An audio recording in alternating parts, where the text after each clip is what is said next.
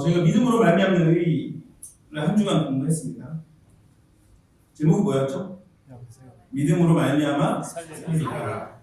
믿음으로 살아야 돼요. 그거 얘기했습니다. 딱히 되게 새로운 내용은 아니었어요. 중요한 내용이었죠. 그래서 이 믿음으로 말미암는 의가 얼마나 아름다운 기별인지, 얼마나 우리의 큰 복이 되는지, 지금도 예수님께서 우리를 의롭다고 칭하시기 위해서 사탄의 송사에도 여전히 힘써 일하시고 계심을 우리가 깨달았습니다. 구원에는 우리의 공로가 조금도 필요가 없다는 사실이 잘못 이어준 관습과 전통과 짐에 밀려온 신앙에서 기쁨과 행복을 주는 신앙으로 변화할 수 있게 합니다. 하나님의 마음을 더욱 밝히 깨닫게 하며 온전히 그분만을 의지하게 하는 것입니다. 믿으면 그런 거예요. 90%, 80% 의지하는 것이 아니고 100% 의지하는 것이 믿음인 것입니다. 하나님이 그것을 가능하게 하신다는 것입니다.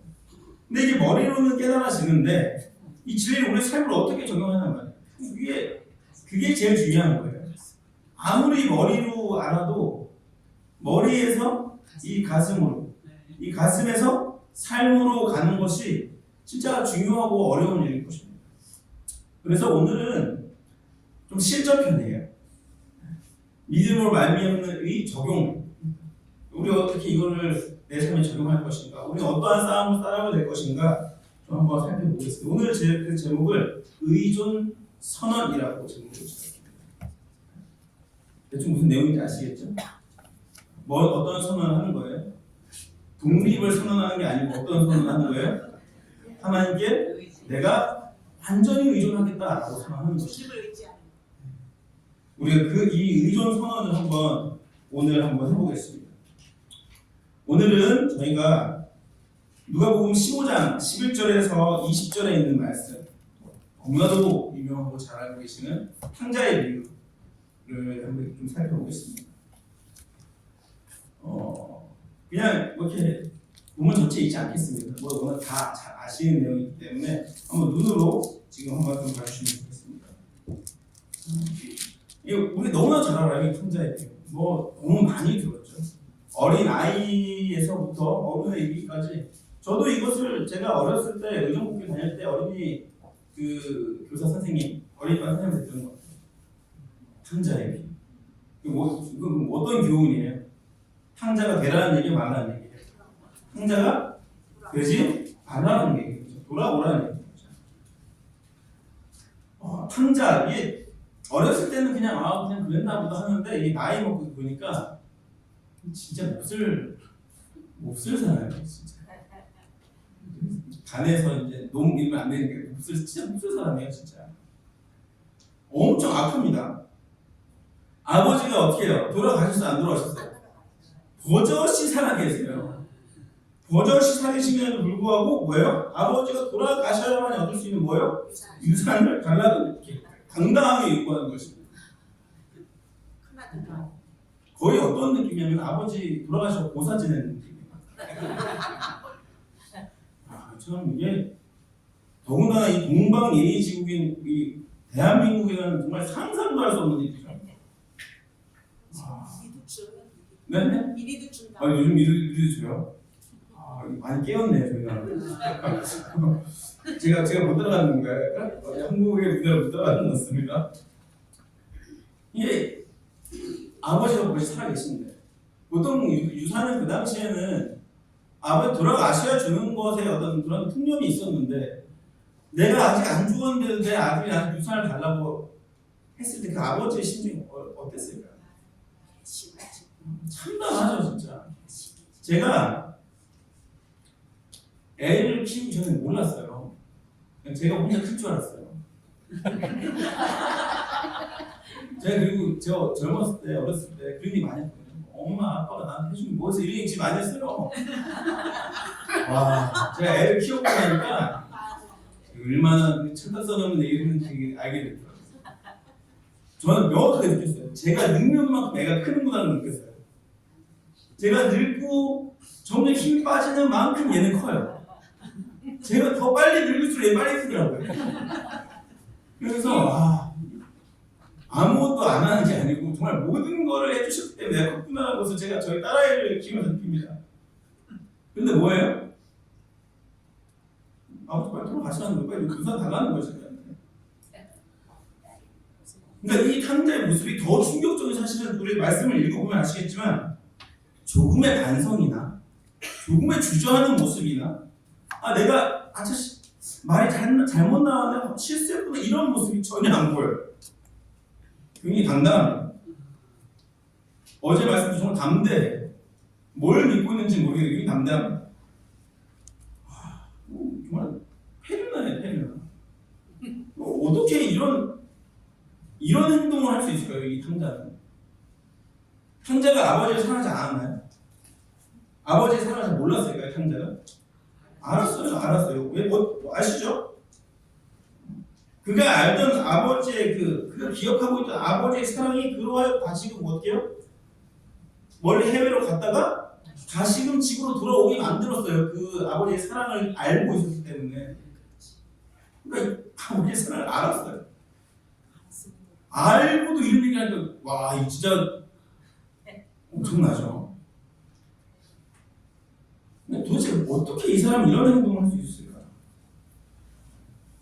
근데 말씀을 조금 더 보시면 아시겠지만 탕자는 아버지의 사랑을 알긴 알았는데 굉장히 피상적으로 우리 방금 얘기했던 대로 머리로만 17절과 18절을 보시면 얘기를 해요. 이제 그 배로 움켜잡고 내 아버지에게는 양식이 풍족한 품꾼이 얼마나 많은가. 나는 여기서 주를 죽는구나. 내가 일어나 아버지께 가서 이르기를 아버지 내가 하늘과 아버지께 죄를 지었사오니 이제 지금부터는 아버지의 아들이라 일컬음을 감당하지 못하겠나이다. 나를 품꾼의 하나로 보소서라고 얘기합니다. 아버지가 어떠한 분인지 감도 못 잡았어요.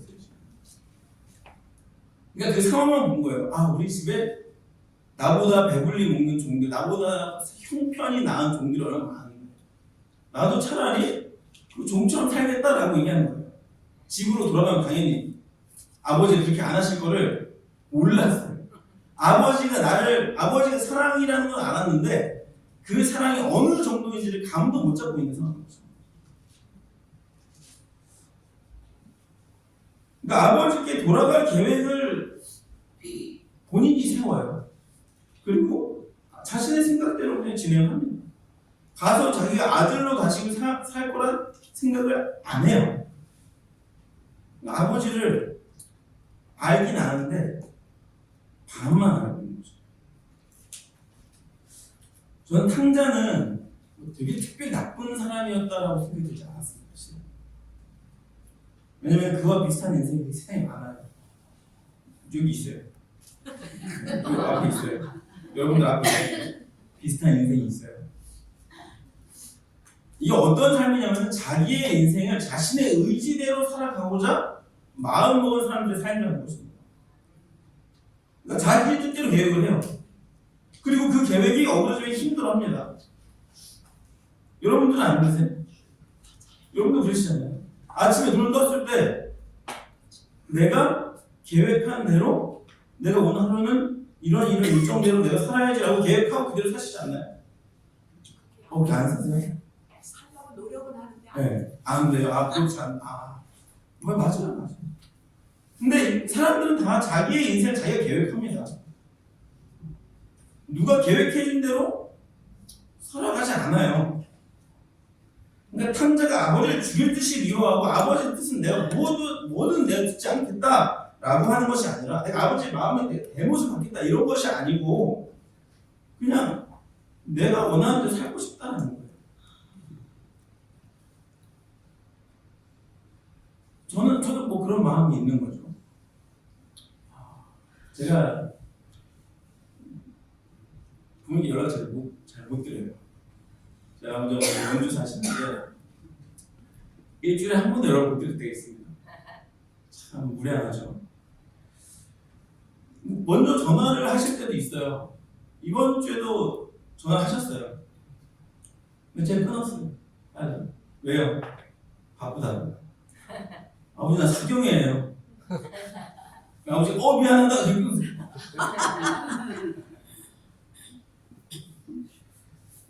목회한다는 이유로, 새로운 가정을 꾸렸다는 이유로, 아이가 어려서 손이 많이 간다는 이유로 이번 주는 교회 일이 많고 성경의 준비로 바쁘고 그러면서 내가 부모님의 아들이라는 사실을 잊고 살아가는 것입니다. 근데 막 이걸 갖다 제가 나 엄청난 죄인데 이렇게 생각하면서 안 살아요, 솔직히. 그냥 뭐예요? 바쁘니까.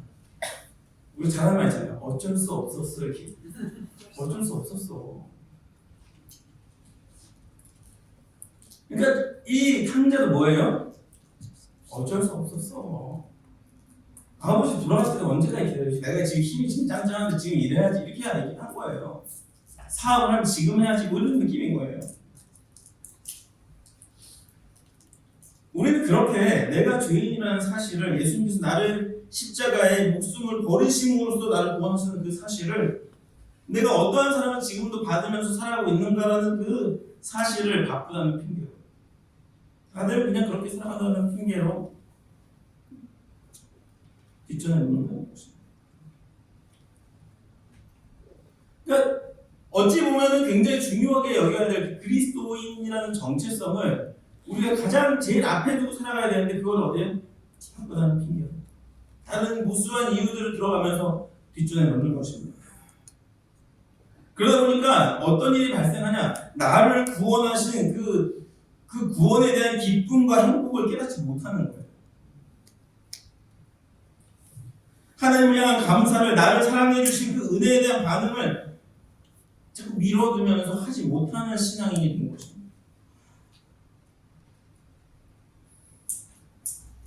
모든 죄의 시작이 이래요. 하와가 나 하나님 싫어, 나 죄 지을 거야 하고 죄 지은 게 아니에요. 뭐예요? 하나님의 생각보다 내가 원하는 그 뜻이 더 앞섰다는 거예요. 그러니까 결국 하나님으로부터 독립을 선언하는 그 순간부터 죄는 시작되는 것입니다. 루스벨이 그랬어요. 루스벨이 하나님으로부터 독립이라는 것을 생각하는 순간 자만해집니다. 내가 하나님 겨우 이기겠다. 내가 예수님보다 더 못하다. 이런 생각을 갖게 되는 것입니다. 하와가 그랬어요. 하나님의 뜻이 아닌 자신의 뜻대로 제사를 지내려고 했던 가인이 그랬습니다. 알았어요. 어떤 게 바른 길이고 어떤 게 옳은 것인지 몰랐던 것이 아니고 다 알고 있었어요. 그런데 그것보다 뭐예요? 더 중요한 게 있었다는 것입니다. 뭐예요? 나의 생각. 다시는 홍수로 세상을 멸하시지 않겠다는 그 무지개 언약을 받아놓고서도 뭐예요? 바벨탑을 세운 거예요. 근데 그 언약 믿지 못하겠다. 내 구원은 내가 이루겠다고 얘기하는 것입니다. 그냥 같이 넘기려야 되거든요. 금송아지를 만들어서 신으로 섬기는 그 모습과 결국에는 하나님이 자신들의 왕이 되는 것을 거절하고 싫어해서 인간 왕을 달라고 부르짖던 이 이스라엘 백성들의 그 모습들, 우리의 모습과 별로 다르지 않나? 아버지의 그 품 안에서부터 독립하겠다는 그 마음. 내 삶이 너무 바쁜 나머지 내가 생각한 그대로, 내가 계획한 그 삶을 살아야겠다는 이유로 계속해서 하나님의 그 계획을 뒷전에 두고 있다는 거죠. 그러다 보니까 이 탕자는 하나님을 잘 알지 못해. 아버지를 잘 알지 못합니다. 아버지를 인색하게 보고 있어요. 그러니까 또 아버지한테는 돈 더 많지 않나? 나한테 그 정도 떼어주신다고 해서 아버지 별 타격이 없을 텐데. 이 탕자 이해할 수 없는 것입니다. 그리고 결국에는 자신에게 주어져야 할 재물을 아버지 때문에 받지 못한다는 생각까지 하게 되는 것입니다. 그렇게 분명 아버지께서 돌아가셔야만이 받을 수 있는 그 유산을 아버지에게 당당히 달라고 요구하는 것입니다. 지금도 아버지께 받은 모든 것들이 자신에게 아버지께서 가지신 것에 비해 터무니없이 작게 느껴지고 나의 것 전부 갖고 싶다는 생각이 들자 탕자는 아버지께 내게 돌아올 분기 나의 것을 달라고 요구하여 아버지께로부터 독립하게 되는 것입니다.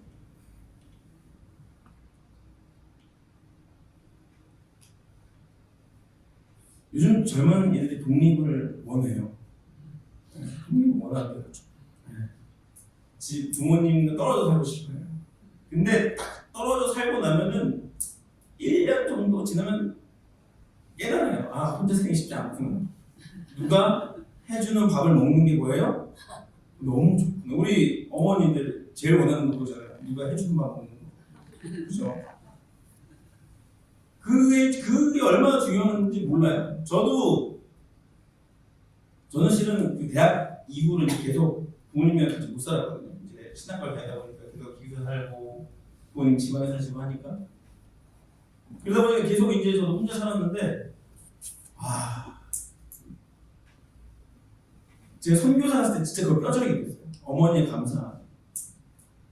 저희 필리핀 선교사 했을 때 뭐 수도 시설이 없으니까 우물에 가서 물을 길어서 이제 하루를 시작을 해요. 근데 또 해 떴을 때 가면 더우니까 이제 새벽에 가는 거예요. 물을 길어가지고 와가지고 밥을 어떻게 먹냐면 가스레인지 레인지 이런 게 어딨어요. 나무 담배 쪼개가지고 불 붙여서 먹는 거예요.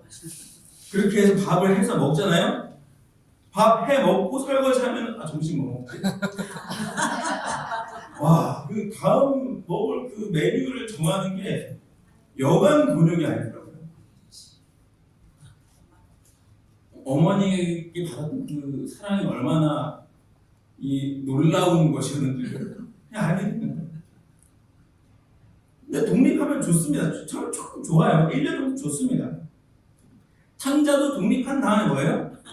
즐거움을 느꼈어요. 잠깐의 즐거움을 경험합니다. 아버지께 받은 그 유산으로 집을 떠나게 했을 때 너무 기뻤어요.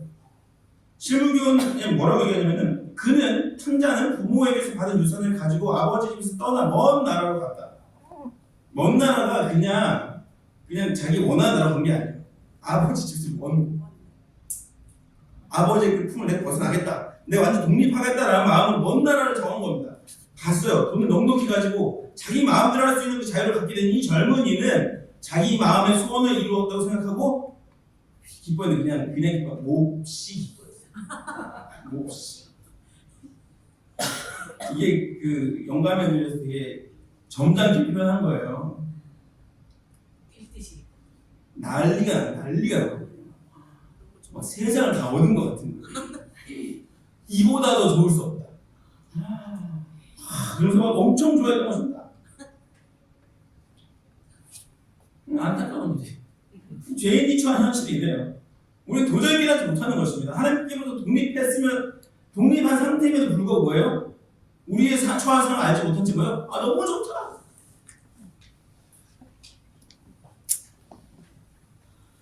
우리는 도저히 깨닫지 못하는 것입니다. 악을 사랑함으로 선을 행할 능력조차 없기 때문에 우리는 깨달을 수 없어요. 우리의 신앙은 자발적 헌신일 때보다도 습관적일 때가 더 많고요. 습관적인 기도, 습관적인 찬양, 습관적인 예배가 되어 나타납니다. 하나님의 마음을 대면하는 기도, 하나님의 영광만을 높이는 찬양, 하나님이 주인이 되시는 예배를 어떻게 드려야 되는지 감도 안 잡힙니다. 왜요? 하나님께 독립돼서 살았습니다. 내 삶을 내가 계획해서 내 뜻대로 살아왔기 때문에 하나님이 중심이 되는 그 삶을 도저히 알 수 없는 것입니다. 그러다 하나님께서 쫙 보여주시면 우리는 우리의 처한 현실을 마주하고 주저앉을 수밖에 없는 것이죠. 마치 모든 재산을 탕진한 채 손에 쥐엄 열매만 쥐고 살아가는 것처럼. 그런데 우리가 기억해야 할 사실은 탕자한테는 이 시간이 필요했어요.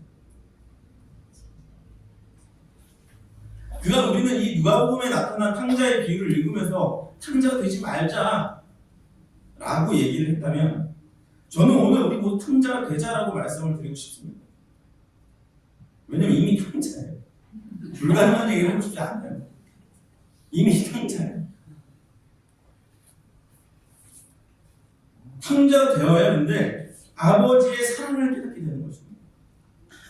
탕자가 되지 못한 존재가 이 예화에 있어요. 누구예요? 첫째 아들. 첫째 아들은 둘째 아들은 탕자로 멀리 떠났다가 정말 그 짓을 하고 돌아와가지고 아버지 사랑을 느꼈어요. 아버지 너무 감사해요. 첫째 아들은 몰라요. 아버지 사랑을. 아버지 사랑을 깨닫지도 못한 채 그렇게 사는 것입니다. 아버지 원망합니다. 우리가 그가 나의 죄를 마주하며 그 죄를 극복하기 위해 노력했습니다. 그러나 죄를 마주하려면 그 죄를 극복하려면 우리는 하나님을 만나야 합니다. 하나님 만나지 않고는 우리의 죄를 극복할 수 없어요. 근데 놀라운 사실은 다른 노력이 필요 없다는 거예요. 아버지를 만나면 된다는 거예요. 오늘 이번 주 계속 얘기한 그 믿음으로 말미암는 칭의가 이거예요. 아버지를 만나기만 하면 된다는 거예요. 그분의 사랑을 먼저 경험하면은 된다는 것입니다. 자, 그럼 어떻게 그 사랑을 경험하느냐? 저는 교인들에게 자주 얘기해요. 그리스도의 필수 조건이 있는 여유라고 하는데, 여유. 우리 성도님들 참 바빠요. 참 바빠요. 근데 너무 바빠가지고 자기를 돌아볼 수 있는 시간을 잘 갖지 못하세요. 아저씨가 너무 열심히 사셔가지고 여기 열심히 일하시고 요즘 일하시고 저 사람 도와주고 이 사람 도와주고 하루를 확 맞춰 나면 이 아저씨 그냥 그러다 떨어지는 거예요. 우리는 뭘 해야 되냐면요, 내가 오늘 하루를 어떻게 살았느냐를 돌아봐야 돼요. 그리스도인이 이게 안 되면은 발전이 없어요. 저는 우리가 그것을 우리 하나님 안에서 내 삶을 돌아보는 그 기회가 바로 이 새벽 시간, 말씀을 읽고 기도하는 시간이에요. 저 실은 저도 어렸을 때부터 어머니 따라 시간 했어요. 저희 아버지도 이제 하나님을 잘 모르셨다가 제가 이제 국민학교 5학년 때 침례를 받았거든요. 저희 집은 어머니가 신앙을 먼저 하신 집안이에요. 그래서 다 이제 가족들 그 교회를 이끄셨는데, 그래가지고 저도 어렸을 때부터 막 저는 성경 통독을 지금 한 15번 했는데 6번을 초등학교 때 했어요. 어제 잠깐 들으셨죠? 저는 아시죠? 금요일마다 금식하라고 똑같은 거예요. 아침마다 일어나자마자 졸린 눈 비비고 책상 앞에 앉아서 성경 읽어라.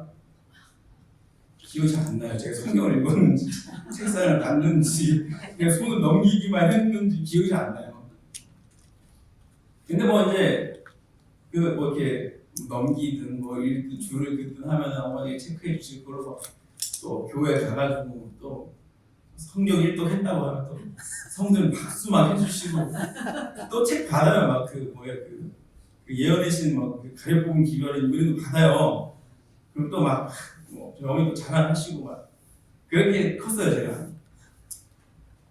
그때 저 의정부교회 있을 때 윤건식 목사님이 계셨는데, 우리 아시는 분 계시던데 윤건식 목사님이 저한테 이란이는 거기서 목사할 거라고 뭐 그런 얘기를 했었어요. 근데 제가 그렇게 살다 보니까 저의 하나님을 만나기 너무 어렵더라고요. 부모님의 신앙 속에서 크다 보니까 이게 뭔가 고민을 한 상태에서 하나님을 좀 만났으면 좋겠는데 고민할 겨를이 없는 거예요. 그래서 제가 실은 중학교 때부터 고등학교 교회를 안 다녔어요. 사춘기 때 되고 나니까 어머니, 아버지 손에서 벗어났어요. 교회를 안 다녔어요. 실은 그때부터 술 담배를 피웠어요. 그래가지고 하나님 완전 떠나 있었습니다. 그냥. 그러다가 하나님 언제 만났냐면 제가 30에 만났어요. 29대. 말씀 목사님. 한 목사님이 이제 제가 태릉교회 있었는데, 태릉교회 있으면서 목사님 말씀 목사 알려주셔가지고 말씀을 보는데 너무 재밌는 거예요. 진짜 말씀이 꿀송이처럼 달다는 걸 그때 제가 경험을 했어요. 말씀 속에서 하나님이 살아계시고 그 하나님의 그 말씀이 내 삶에 들어와가지고 내 삶을 변화시키는 걸 제가 그때 경험을 했습니다. 이거 알고 나니까 이제 못 떠나겠더라고요. 다 그렇게 계신 거잖아요. 하나님 계시고 역사하시고 능력 많으시고 우리 사랑하시는 걸 알기 때문에 못 떠나시는 거잖아요. 지금. 이걸 아니까 된 거예요. 저는 말씀 할 때부터 뭘 배웠냐면은 이 말씀을 아침에만 보지 말라는 거예요. 이 말씀을 아침에 보고 그 말씀을 가지고 하루를 살아가는 거예요. 그리고 그 하루를 마쳤을 때 그 말씀으로 살았던 그 나의 삶을 돌아보라는 거예요. 그러니까 이게 어떤 일이 벌어지냐면은 진짜 말 그대로 말씀을 하루 종일 들고 살게 돼요. 뭐 성경책을 이렇게 들고 이렇게 살았다는 얘기가 아니고요. 내가 그 말씀을 내 마음에 품고 계속 머릿속으로 되뇌면서 이게 과연 하나님의 어떤 뜻이 있을까, 나에게 어떤 말씀 하시려고 하시는 것일까를 계속 생각하면서 사는 거예요. 어떤 사람들 만나든가. 좋지 않겠어요, 인상? 진짜 좋아요. 저는 그 다음부터 모든 사람들 만날 때마다 말씀은 정말 재미있고 즐거운 것이라는 것을 얘기를 합니다. 정말 그래요. 우리가 그런 신앙을 해야 돼요. 우리가 하루를 돌아볼 수 있어야 됩니다. 그런 여유는 우리에게 필요해요. 근데 이렇지 않으면 우리의 신앙은 여전히 그 쳇바퀴 돌듯이 맴돌 수밖에 없는 것입니다. 하나님의 음성을 들을 계기가 없어지는 거예요. 탕자는 이게 안 됐기 때문에 뭐예요? 아버지의 사랑을 피상적으로만 알아요. 결국 집으로 돌아가는 그 순간까지도 아버지에 대한 오해를 합니다. 아버지가 자기를 아들로 안 받아줄 거라고 생각하는 거예요. 아버지는 나를 용서하지 않으실 거고, 아버지께서 나를 용서 안 하신 게 당연하니까 나는 그 아버지의 종이 되겠다는 것입니다. 그런데 탕자는 집에 들어가기도 전에, 집을 가까이 가는 순간부터 자신의 생각이 틀렸다는 것을 깨닫게 되는 거예요. 뭐예요? 아직도 거리가 먼데 아버지가 그를 보고 치근히 여겨 달려가 목을 안고 입을 맞추고, 이 아버지 모습이에요. 이 하나님 모습이에요. 여전히 나를 향해 쏟아지는 그 아버지의 사랑이 존재한다는 것입니다. 멈출 수 없는 그분의 은혜가 나에게 주어짐을 이 탕자가 경험하는 것입니다. 여기가 시작점이에요. 여기까지 못 가셨으면은 시작점으로 도달하지 못하는 거예요. 여기가 시작점이에요. 하나님의 그 사랑과 은혜를 우리가 머리로 말고 가슴으로 깨닫게 되는 그 순간이 시작점인 것입니다. 거기까지 가야 우리가 뭐 하는 거예요? 그 믿음으로 말하면 의와 칭의와 성화를 우리가 경험하게 되는 거예요. 거기까지 안 가니까 우리가 자꾸 머리가 아픈 거예요. 어떻게 해야지 머리로 생각하니까. 가면은 뭐예요? 해결이 되는 거예요. 그분의 사랑을 경험하는 것이야말로 믿음으로 말미암는 칭의와 성화의 시작점인 것입니다. 자, 아들이 돌아왔어요. 아들이 이제 집에 돌아왔는데 그럼 이제는 어떻게 살아갈까요? 아버지 집에서 그가 어떤 삶을 살아야 될까요? 아버지 집안에서 사는 것이, 아버지 아들로 사는 것이 얼마나 즐거운 일인가? 아버지께서 나에게 주시는 것들이 얼마나 완벽한가? 거기에서 느껴지는 또 아버지의 사랑을 매 순간 경험을 살았을까요? 영원히 행복하게 살았습니다. 동화책에만 있는 거예요. 그건 우리가 현실이 아니라 이미 다 알아요, 그죠? 뭐 잘 모르겠어요, 솔직히. 근데 저는 만약에 제가 탕자였으면 저는 또 나갔을 것 같아요. 제가 가출을 해봤는데 한 번 안 해요. 가출하면은 밥 먹듯이 해요, 이제. 이게 한 번이 어렵지 두 번째도 좀 쉬워요. 그러니까 또 아버지 집을 떠나 독립하는 것입니다. 독립한 게 얼마나 고통스러운지, 얼마나 힘든 일인지, 얼마나 아버지의 마음을 아프게 하는 것이며 내가 받은 사랑이 얼마나 귀한 것인지를 또 까먹고 또 독립하는 것입니다. 또 나의 삶을 바쁘게 살아가는 거예요. 왜요? 그렇게 살았으니까. 아침에 눈을 뜨면은 하나님이 주시는 음성으로 내가 하루를 계획하고 살았던 게 아니고 뭐예요? 내가 내 삶을 계획해서 살았으니까 지금 몇십 년을 또 돌아가는 거예요. 그래서 또 뭐예요? 이제 힘들다. 쥐엄나무 열매 먹으면서 또 돌아가는 거예요. 그래도 좋아요. 그래도 좋습니다. 그렇게 해도 돼요. 아멘. 그리스도의 장성한 분량에 이르는 것은 아버지의 집을 안 떠나는 게 아니고요. 그게 목적지이긴 하지만 단번에 것을 일어나는 것이 아니고 아버지의 집을 떠나는 기간을 줄여나가는 거예요. 그래서 하나님은 지금 우리에게 은혜의 시간을 주시는 거예요. 너 내가 봐주고 있어. 빨리 똑바로 해. 이게 아니고 연습할 수 있는 기간을 주시는 거예요. 떠났다가 또 돌아오고 집이 좋지? 기억해. 또 가면 또 가면은 야 빨리 기억해. 집 좋잖아. 이 기간을 짧게 하는 거예요. 그렇게 발전하는 거예요. 그렇게 우리는 그리스도의 장성한 분량에 이르는 것입니다. 결국 또다시 아버지의 사랑을 잊어버리고 또다시 그 품을 떠날지라도 그렇게 더 자주 아버지의 아버지의 집으로 돌아가는 것입니다. 그게 칭의를 받은 그리스도인의 삶이에요. 근데 자꾸 우리는 너무 죄를 단박에 해결하려고 해요. 힘도 없습니다. 하나님께서 주신 능력으로 우리가 그것을 이룰 수 있는데 그것은 그렇게 한 번 이루어지지 않습니다. 우리에게 지금 그 은혜의 시기를 더하신 이유가 여기 있는 거예요. 이에 일어나서 아버지께로 돌아가지라. 우리 이거 하면 됩니다. 일어나서 아버지께로 돌아가니라 하면 돼요. 이것이 우리의 얘기가 되길 간절히 바랍니다. 떠나도 돼요.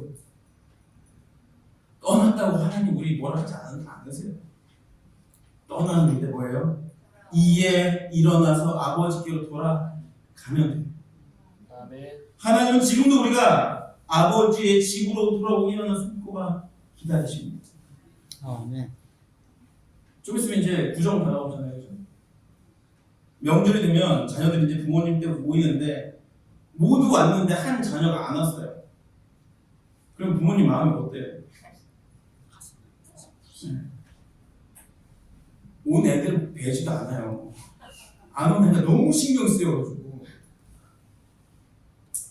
우리 안에 99마리 양이 있는데 한 마리 나갔다고 찾아 나가시는 예수님 너무 무책임하다 얘기하잖아요. 부모가 되면 알아요, 그죠? 그 한 마리 얼마나 신경 쓰이는지. 나는 과연 지금 아버지 집에 있는가? 아버지를 만나고 그분과 함께 살며 그분의 완벽한 사랑을 깨닫고 있는가? 하나님 아버지와 함께 있기에 나는 완벽하게 행복한 삶을 살고 있는가라는 질문에 우리 모두가 자신 있게 아멘할 수 있기를 간절히 바랍니다. 아멘. 그분의 집에 우리가 자주 가야 돼요.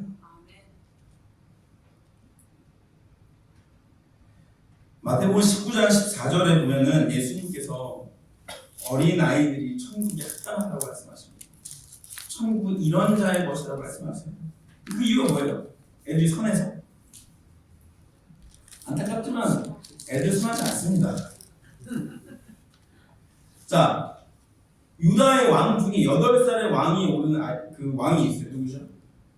요시야. 선한 왕이죠. 그런데 또 있어요. 8살의 왕이 오른 왕. 누굴까요? 여호야김. 유다 왕이 20대까지 있어요. 왕이. 근데 이 여호야김은 19대.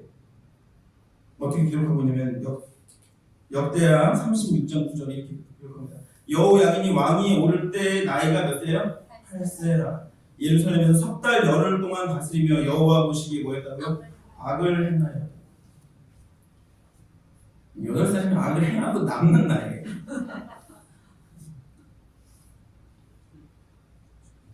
근데 그 때문에 예수님께서 어린아이들이 선에서 천국에 합당을 말씀하신 게 아니라는 거예요. 그럼 뭐예요? 왜 어린아이들이 천국에 합당한 거예요? 의존성이에요. 정상적인 아이라면은 엄마가 아침 하나 주는 물에 독이 들어있을까? 이런 생각 안 한단 말이에요. 엄마가 주는 음식을 보면서 맛이 없겠는데? 이런 생각 안 한단 말이에요. 엄마가 주는 거 뭐예요? 아빠가 주는 거 뭐예요? 당연히.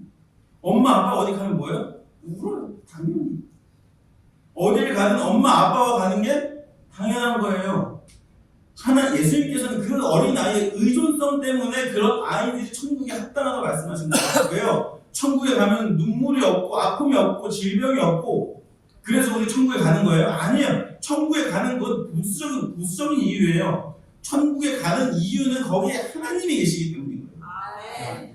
내가 하나님을 의존하고 있으면 그 천국에 가고 싶어지는 거예요. 아이가 부모를 의존하듯이 그리스도인이 하나님을 의존하게 될 때 우리는 하늘을 경험할 수 있게 되는 것입니다. 우리는 매일 아침 눈을 뜨면 선택의 기로를 마주합니다. 오늘 하루 하나님께로부터 독립된 나의 인생을 살 것인가 아니면 하나님께 전적으로 의존하는 삶을 살 것인가. 내가 바라는 하루는 여전히 이기적입니다. 내가 하루를 계획하는 나의 삶은 나 중심적으로 이루어질 수밖에 없어요. 내가 원하는 대로 그 하루를 살게 됩니다. 하나님이 계시다고 알아보고 싶지만 그곳에 계시는 하나님은 내가 만든 오해된 하나님일 수 있어요.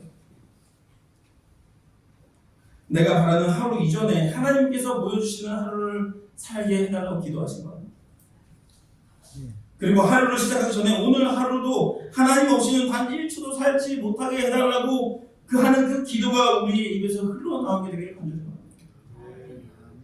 하나님 없이 살지 마세요. 하나님과 함께 살아가세요. 훨씬 행복합니다. 우리가 하나님 없이 살아서 하나님과 함께 사는 삶이 잘 익숙하지 않아서 잘 몰라서 그래요. 하나님께서 알려주신 삶, 하나님께서 나의 삶을 계획하시고 일어나 오늘 이걸 해라 라고 그 말씀하신 삶이 나의 계획이 전혀 안 들어있기 때문에 굉장히 앞이 안 보이고 두려울 수 있습니다. 그런데 하나님께서 보여주신 삶은 내가 계획한 삶보다 더 높은 삶, 더 완벽한 삶입니다. 우리가 그런 삶을 살게 달라고 기도할 수 있기를 바랍니다. 하나님 없이는 단 1초도 내가 살지 않겠다. 내가 떠날 수 있지만 다시금 돌아와서 아버지와 함께하는 그 삶을 살겠다 결심하신 거랍니다. 오늘 이 시간부터 하나님을 향한 전적인 의존을 선언하시기를 간절히 바랍니다. 말씀 마치겠습니다. 아멘.